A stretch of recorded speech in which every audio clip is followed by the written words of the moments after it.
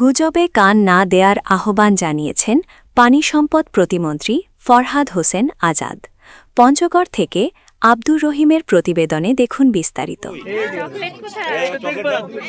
সোমবার ২০ এপ্রিল সকালে পঞ্চগড়ের সিংপাড়া সরকারি প্রাথমিক বিদ্যালয়ের চত্বরে হাম রুবেলা টিকাদান ক্যাম্পেইন উদ্বোধনকালে এসব কথা বলেন।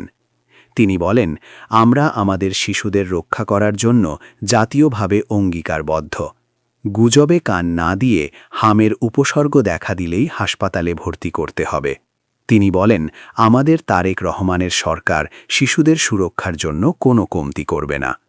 এ সময় পঞ্চগড় জেলা প্রশাসক মোসা শুকুরিয়া পারভিন, জেলা civil surgeon doctor Mohammad Mizanur Rahman সহ স্বাস্থ্য বিভাগের কর্মকর্তারা উপস্থিত ছিলেন। এবার পঞ্চগড় জেলায় ১,৩৬,৫২৭ জন শিশুকে হাম রুবেলা টিকার ডোজ দেয়া হবে। সেক্ষেত্রে আমাদের প্রত্যেকটি অভিভাবক, প্রত্যেকটি মায়ের দায়িত্ব হচ্ছে এই হামকে আমরা প্রতিরোধ কিভাবে করতে পারি। আমরা সাধারণত গুজবে কান বেশি দিয়ে থাকি। আমি অনুরোধ করব, গুজবে কান দিবেন না। গণপ্রজাতন্ত্রী বাংলাদেশ সরকারের মাননীয় প্রধানমন্ত্রী তারেক রহমান এই হাম রুবেলাকে শক্তভাবে এই প্রাদুর্ভাবকে নিয়ন্ত্রণ করার জন্য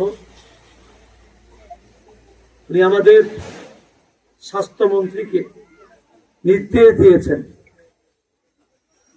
সারা দেশে ৬৪টি জেলায় আমরা এই কর্মসূচি উদ্বোধন করব এবং আমাদের কোনো মায়ের কোল আমাদের যেন খালি না হয়, কোনো সন্তান যেন হারিয়ে না যায়, এই জন্য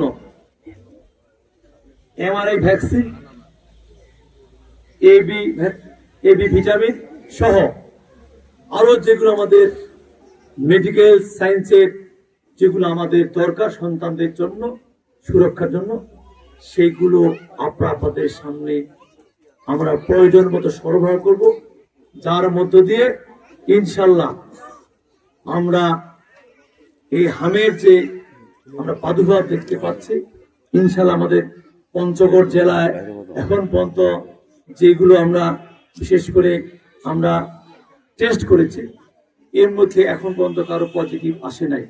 সেই ক্ষেত্রে প্রায় ১,৪০,০০০ কাছাকাছি কাছাকাছি আমাদের টিকা আমরা ইতিমধ্যে আমাদের হাতে পৌঁছেছে। ইনশাল্লাহ আমরা পঞ্চগড় জেলা সহ আমাদের তেঁতুলিয়া, আটোয়ারি, বোদা, দেবগঞ্জ প্রত্যেকটি উপজেলা শহরেই আমরা এই টিকা সরবরাহ করব। আমি এখান থেকেই আবার দেবগঞ্জে গিয়ে সেখানেও আমি এই টিকা কর্মসূচি উদ্বোধন করব।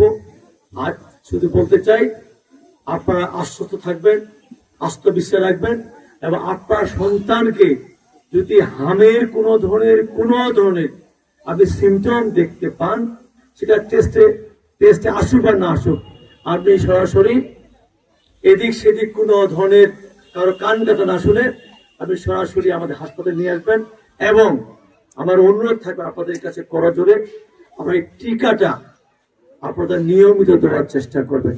একটা সন্তানকে যদি আমাদের বাচ্চাকে যদি আমরা নিয়মিত আমরা টিকা দানটা করতে পারি এবং আমাদের খাদ্যভাবে যদি আমরা মোটামুটি তাকে একটা বিশেষ করে এ ভিটামিন যুক্ত খাবার যদি বেশি গ্রহণ করতে পারি, আমার বিশ্বাস আমরা আমাদের সন্তানদেরকে এই প্রাদুর্ভাব থেকে রক্ষা করতে পারবো।